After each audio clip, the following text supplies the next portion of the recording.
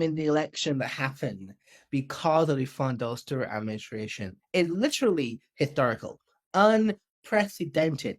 Mia Mottley became the first female prime minister of Barbados to win every seat in the country. Do you guys understand what I'm saying? This is a full, fair, democratic, transparent, properly run election, and one party won every single seat in the government. This is the equivalent of the the red wave in the United States never giving way to any blue. It just goes red. It just went completely red.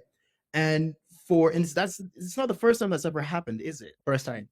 It was the first time. Yes, it was the first time for us that's ever happened, where essentially there was no opposition. There is none. Still, there is none. It still is none. She did it twice. Correct.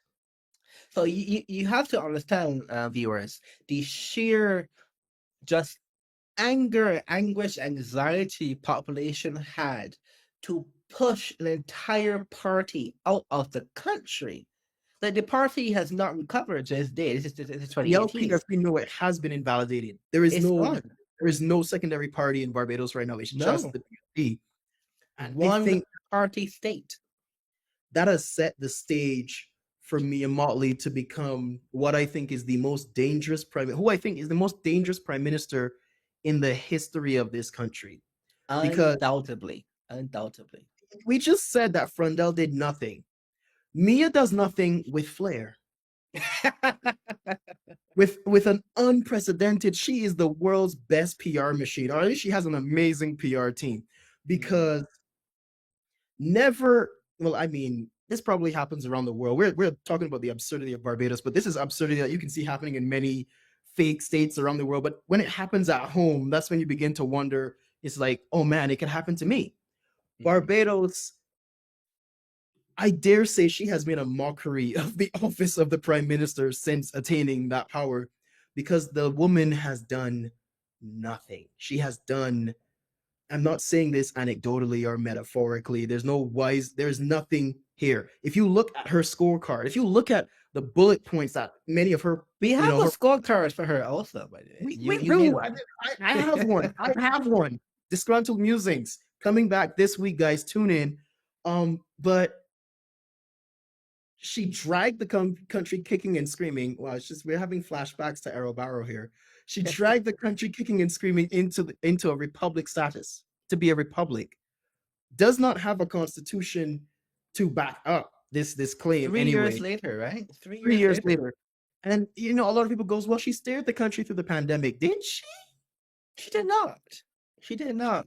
It really, Barbados was at rock bottom. There's really no lower you could go. There's no steering when you have no wheels. If we're all sitting to add some context, again, when Frondell Stewart and Chris Sinclair, because I'll put him in there also, when they were essentially, tackled back and shot behind the paling in the election, after that happened, the Mottley administration came in, and they had some very rapid defaulting that happened on our various debts and portfolios and so on. But that if you really look at it properly, was the signal you noticed to see how the future administration will be. Because even in the default, we actually had an episode on our podcast, the Rash Show, about this issue, where we spoke to one of the hedge fund managers in the US who were in the default room with me and Mottley administration. They defaulted on a very weird way of doing default, where they didn't actually default on all debt, only the commercial creditors' debt, and it is a very weird thing to do. And that was a signal, because they're not serious people. Right? They only do things that have the modicum of sincerity to the population, who are generally, no offense to anybody, everyone can't have an economic degree. They're generally very unsophisticated when it comes to international debt management. Okay, that's not a big deal, but that's what it is. So what happens is she comes to power, started doing all these really ridiculously half-brain things, and people love it. They just love it. They eat it up. because from what I can tell, she's just present. She is present, and she has a very, very good way of speaking. She is, I think, top tier in terms of political conversations and political speeches. Like, very apex Caribbean British mentality style of doing politics talk. It is phenomenal, truly phenomenal. But that is what clouds people's judgment. They don't see all the things behind the scene, which ironically is nothing. It's a very clear example of the emperor has no clothes, and most people in the Barbados continue. All of the taxation that was increased by DLP continued. She kept it all. In None fact, none of the None of the labor reforms happened. All of the default went worse, and because it went worse for commercial creditors, the actual credit position of the country went further down than what it was in DLP. None of the actual ministries got any kind of restructuring consolidation, and because they were a full party slate one party government, they actually increased the size of some government portfolios, therefore increasing the thing. The spending upon transportation never materialized. The reform of the medical system never happened. Education system never got reformed. None of the spending that you think should post crisis should happen. None of it happened. But at the same time, she won another election because of COVID also. And she back in power for another full slate term, winning all the seats in government with general seeming popularity because the election turnout was like 30 some percent. the lowest. It is apathy. The country has been kicked and stabbed and slapped up, pelt Is big rock at the population, electorate dead. everything. And somehow, Mia and more Molly, people think that she is some savior to Barbados' population. And even internationally, when I go to all these events in Washington, in London, in Rwanda, people are like, "Oh, you're prime minister, my prime minister." No, no, no, no, no, no, no. Let's be very careful our grammar in this context here. But I'll pause there on my thoughts on current prime minister.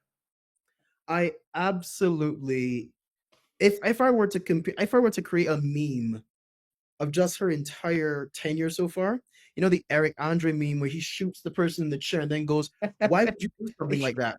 That's her.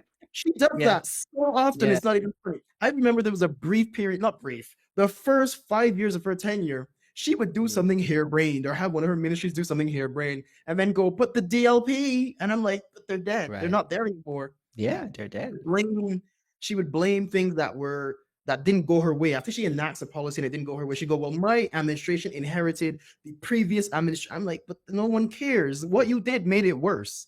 Mhm. And in some cases, she did this intentionally because the taxes, especially. I remember she removed road tax. We hailed her for removing road tax, and then placed that tax on fuel. Mhm. So she turned it she removed the optionality of that tax, meaning if I drive my car and don't pay the tax, whoopsie, catch me if you can. And then made it so if I drive my car, I have to get gas. If I have to get gas, I have to pay this tax. Oh my God, I can't escape the tax anymore. You can never escape the tax. This is in a country where we have some of the highest energy costs in the world. And she slapped yet Yes, another tax on top of that's fuel right. from somewhere else.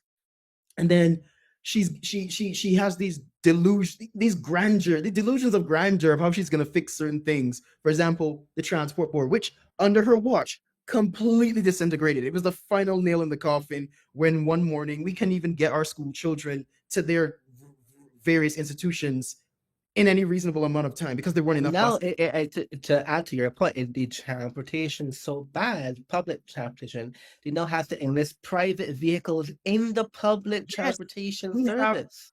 seaport and airport taxis are pretending to be buses now under a government sanctioned program called TAP or something, where they enlist those buses to apply the same routes because we don't have enough buses for the government to do it.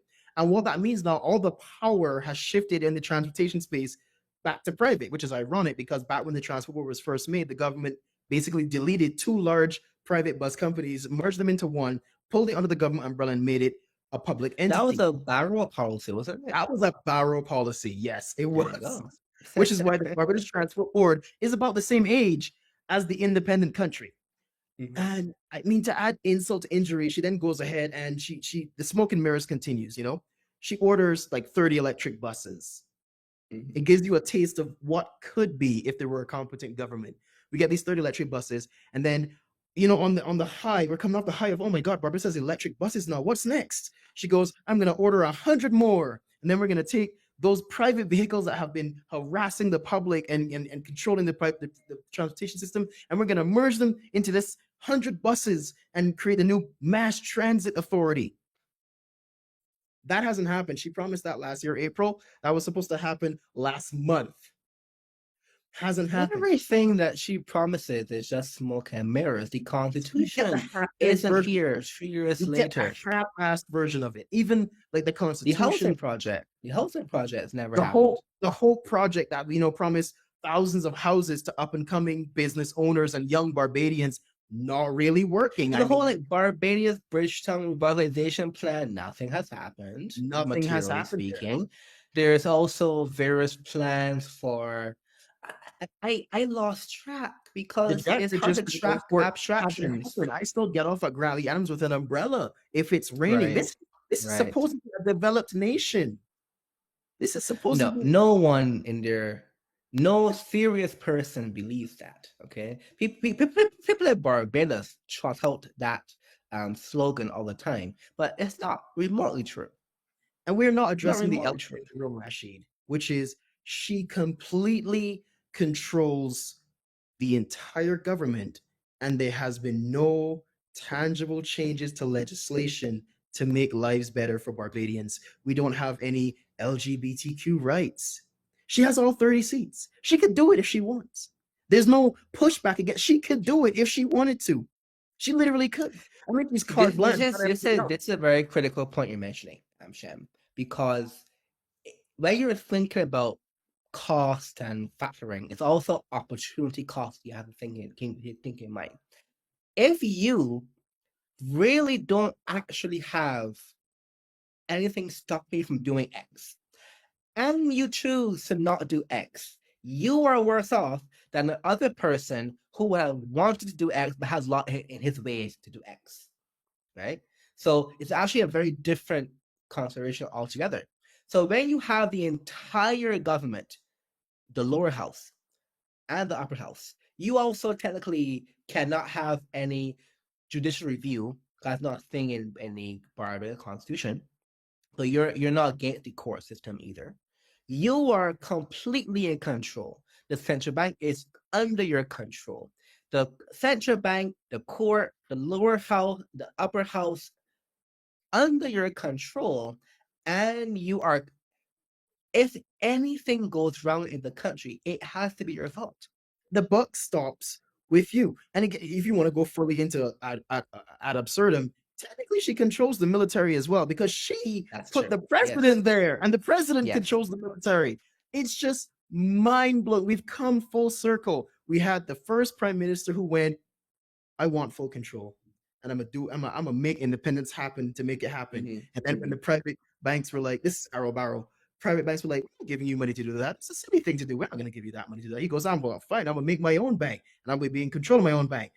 8 administrations later, we are now seeing the results of this very poor decision-making in terms of the country's overall structure. It's extreme essentially. They're only literal dictatorships on planet Earth are more centralized than the government of Barbados.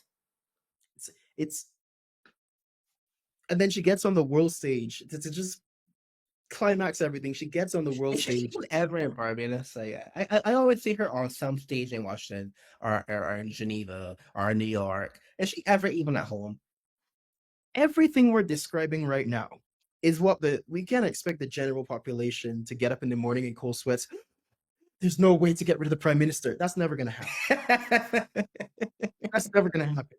But you know who sees exactly sees Barbados for exactly what it is: external investors. Correct. They look at Barbados and they go, "So you mean if I put my money here, technically you can get your hands on it?" And they're looking at me, Mottley. You somehow, somehow, no matter where I put money in Barbados, no matter how secure I think my money or my resources I place into Barbados are, you at any time could swoop in and make a mess of the whole thing because you have absolute power. You just make it bad. You know, we still have like really bad financial laws, capital controls that she again does not want to remove. And see, the difference between, I mean, there are many, but a very salient difference between Mia Mottley and Christopher Sinclair. Mia Mottley is very intelligent and very well versed in finance and economics and all those kind of things.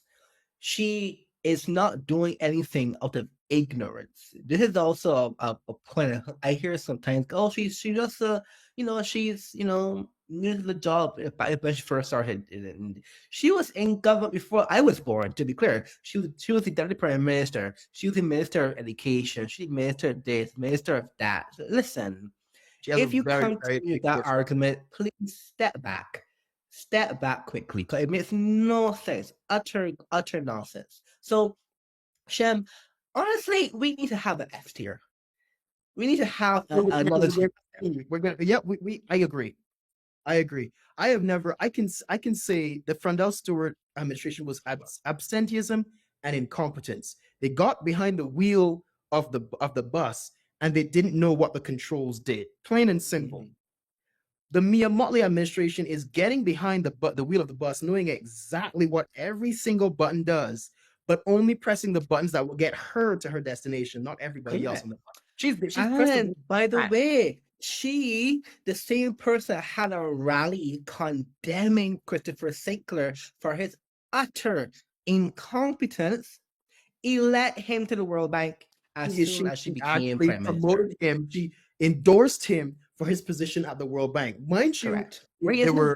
there were musings that the entire DLP administration needed to go to jail. Remember, part of the platform was we're gonna hold them accountable. So apparently, for tanking a small island nation's economy, you get a job at the World Bank. Tim, it's not. Congratulations. This is the thing. People, you're not wrong, but to be clear, when you're not tanking a small island economy, you are severely handicapping generations of people from actually having full capacity lives. That is way, way more deep and dark than having quote unquote bad interest rates on debt.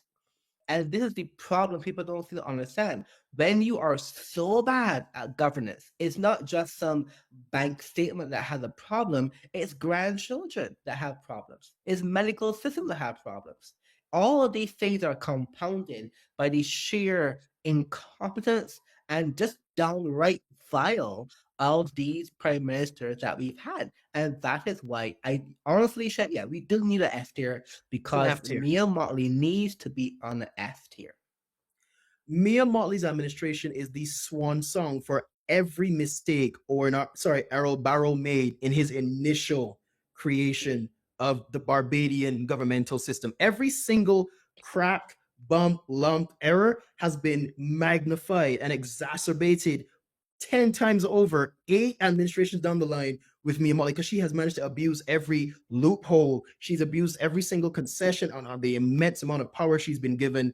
And she's done it in a way, she sugarcoated it in a way to make the uneducated population think she is one of them. This woman who Correct. was educated at LSE in the United Kingdom has never known a day of want in her life, Never. has convinced the Barbadian population that she understands their plight. Give me a vote and watch that. Give me the What you vote and think? watch. Well, I watching from Colombia. Rashid, I watch it in horror. I, Complete with dread. I don't think there's gonna be a black box when she's done because we don't. It's no longer just a lost decade. It's lost decades now. I think Barbados Correct. is in a very poor position on a very bad trajectory, and unless something is done rather swiftly, we could be seeing.